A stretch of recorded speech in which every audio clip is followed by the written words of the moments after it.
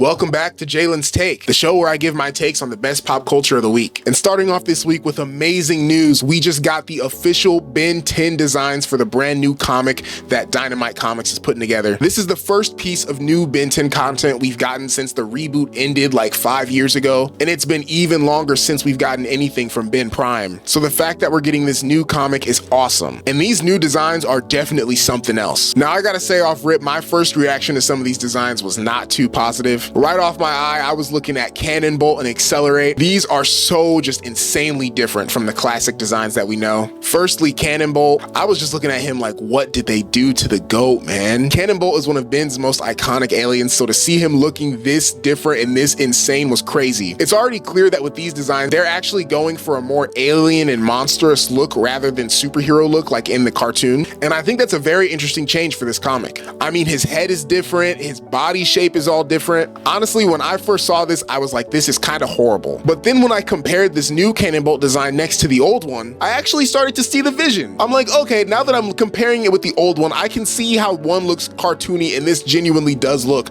like how the alien would probably look in real life. A little bit more realistic, less superhero-y, less cartoony, and that actually got me to like it. But this Accelerate, I did not think I was gonna like this one, bro. At first, I looked at this and my first reaction was that it doesn't even look like a being, it looks like a vehicle. But then some more concept art came out of what Accelerate's gonna look like from a different angle, and honestly, I'm sold. I like it now. I actually like it. I can imagine this guy zooming around super fast. I want to see this in action ASAP, like soon. I'm not sure how I feel about this brand new Heat Blast design. It's not even necessarily that it looks bad, it's just that it's not as different and creative as I thought it would be. Like, instead of being a molten man like he is in the classic series, he looks more like a fireman with some type of hard obsidian armor plating, and I'm just not sure if I like that. It doesn't really make sense in my head. But it's not necessarily bad though. I just think they probably could have did something different here. I really like what they did with Gray Matter. I almost think Gray Matter is actually an improvement on his design from the classic series.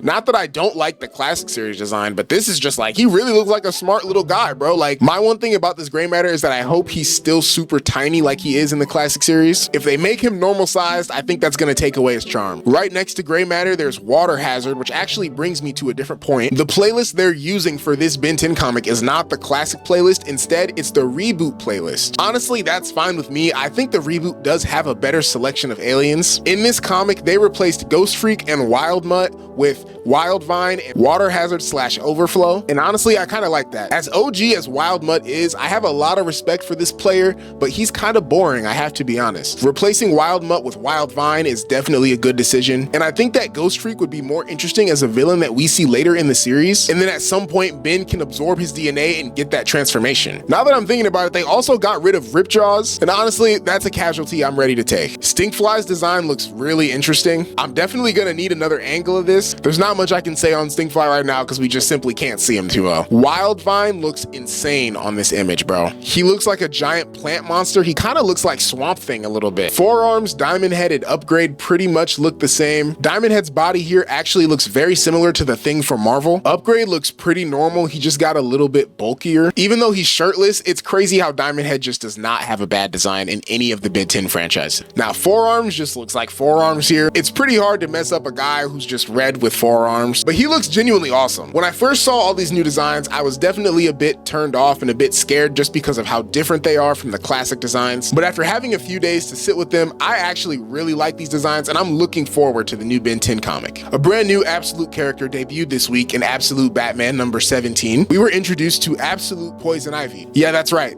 This is Poison Ivy. What's interesting about this Poison Ivy is that she doesn't just combine herself with plant DNA, but she pulls DNA from 6 different forms of life in order to create herself this way. But really, she doesn't do this for herself. She does this for her mother who has cancer. She wants to create a cure so people can stop dying from disease. But Ivy says, when she was getting too close, people were trying to stop her. Absolute Poison Ivy is insanely powerful. In this one issue alone, we've seen her create these weird plant-human zombies. She creates these dinosaur-looking life forms. I think somehow she's managed to turn herself into a massive piece of land or maybe even a tree. She's just created a whole bunch of different type of just indescribable life forms. At one point, she's even able to clone herself. I gotta be honest, I don't know how Absolute Batman is supposed to defeat this. I think that Absolute Poison Ivy is probably this Batman's strongest villain.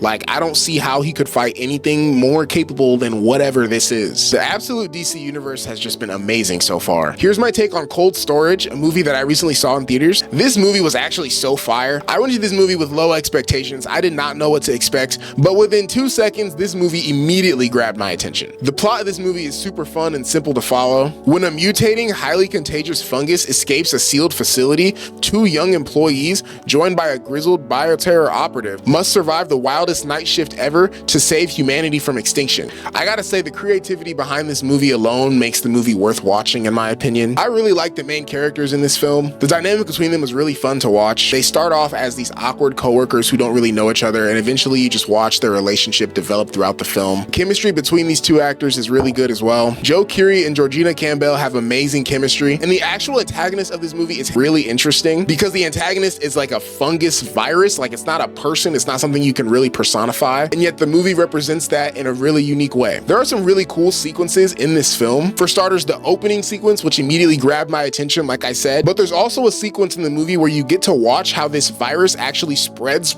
throughout like the little world the movie creates. And I feel like that has got to be one of the most creative and unique sequences that I've seen in a film in a very long time. I gotta say though, some parts of this movie did feel underdeveloped. There was a side plot with Naomi's character that got completely dropped towards the end of the movie, and I just did not like that at all because it really should not have been dropped at all. I actually feel like Naomi's character just as a whole was underdeveloped in this movie. She kind of felt like nothing more than a love interest slash a character for Travis to interact with and bounce off of. But other than that, this movie was definitely a great watch. After watching this film, I got it rated a 9 out of 10. I also managed to finally see Good Luck, Have Fun, Don't Die. My take on this movie is that so far, this is movie of the year. I've seen it playing at my AMC for a while and been putting off watching it, but I finally went to see it, and I'm just so glad that I saw this movie finally. I went into this movie with some pretty low expectations, like I said, and oh my gosh, I enjoyed this movie so much. This movie is about a man claiming to be from the future who takes random people hostage in order to use them to save the world from AI and technology.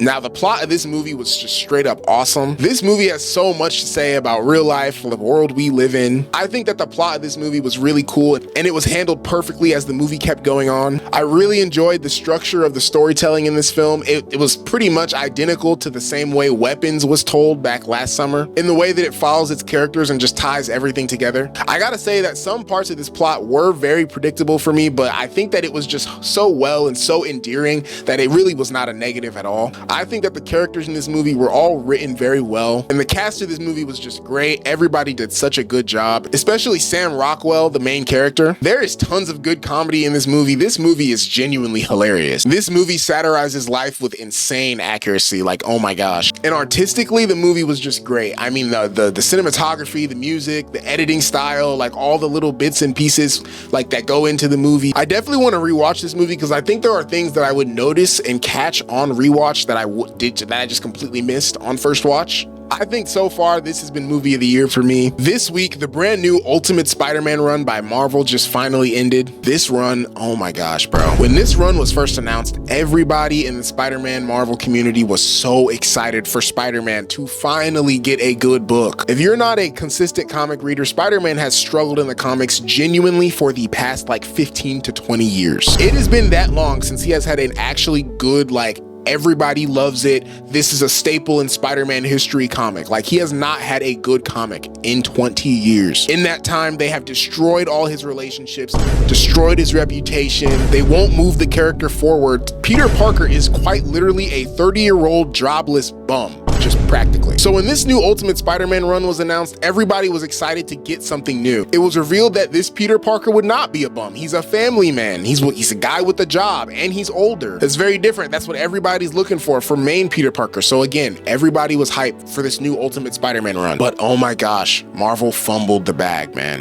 Now, Jonathan Hickman is an amazing writer. I will never question that man. But what Marvel did to him is crazy. Jonathan Hickman was writing this series, and Marvel cut it short for some reason in at 24 issues, and you can just tell in the series that Jonathan Hickman did not want that at all. There is so many things in this series that are just underdeveloped or horribly written because Jonathan Hickman just had no time at all to properly write them the way he wanted to. If I had to describe Ultimate Spider-Man in one word, it would be nothing burger. The series opens up like it's gonna be amazing, like you're gonna get everything you've wanted from Peter Parker. This is gonna be the greatest Spider-Man story you've read in years, and they literally do nothing with Peter Parker for 24 issues. In the very last issue, he fights Kingpin, and he doesn't even really defeat Kingpin in a way. Bad guys of the series pretty much all take themselves out in the end, but there will be more of this character in future stories, so he still has a chance to have good writing in the end. But the Ultimate Spider-Man series is just a nothing burger series. I've been reading this series for 2 years. I bought every single issue. This one hurts, man. This one hurts. The Toy Story 5 trailer was released this week, and this movie actually looks really good. This should have just been what Toy Story 4 was. We should all just pretend that Toy Story 4 doesn't exist. From what we can tell in this trailer, the plot of this movie seems to be revolving around Bonnie getting a new tablet